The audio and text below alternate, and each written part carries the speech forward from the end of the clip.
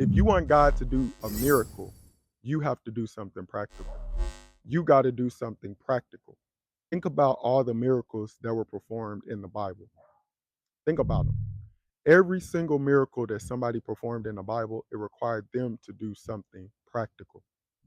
There was a man who was sitting by the troubled water, and he kept saying, I want to do this, but every time I go by the water, people get in front of me. And then God said, pick up your mat, pick up your mat, said, pick up your mat and walk.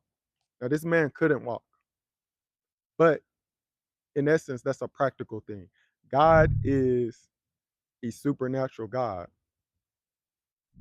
So he wants us to do what we can do so he can do what we can't do.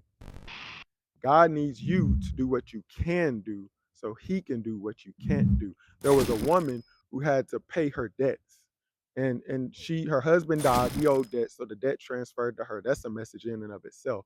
She was a widow now, she couldn't afford it.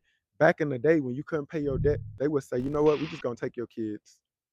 So they were on the cusp of taking her sons, and she cried out. And the man of God said, go get some empty vessels. Come on, somebody. He didn't say go get vessels that had something in them. He didn't say go fill the vessels. He just said go get some empty vessels. And she got empty vessels, and he poured oil into every vessel until it filled, and then the oil stopped flowing. And she had enough money to sell that oil to pay her debts and to have some money left over.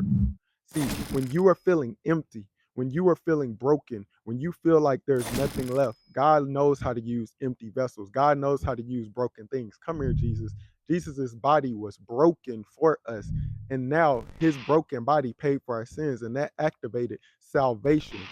Come here, Jesus. When Jesus performed the miracle broken, then it was blessed. Then a miracle was manifest. After it was broken, then it was blessed. It allowed the miracle to manifest. See, you got to understand that your pain has a purpose.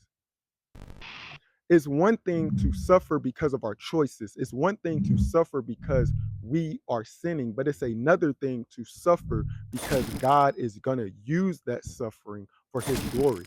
When you are not dealing with the consequences of your sin, realize that your suffering is always for somebody else.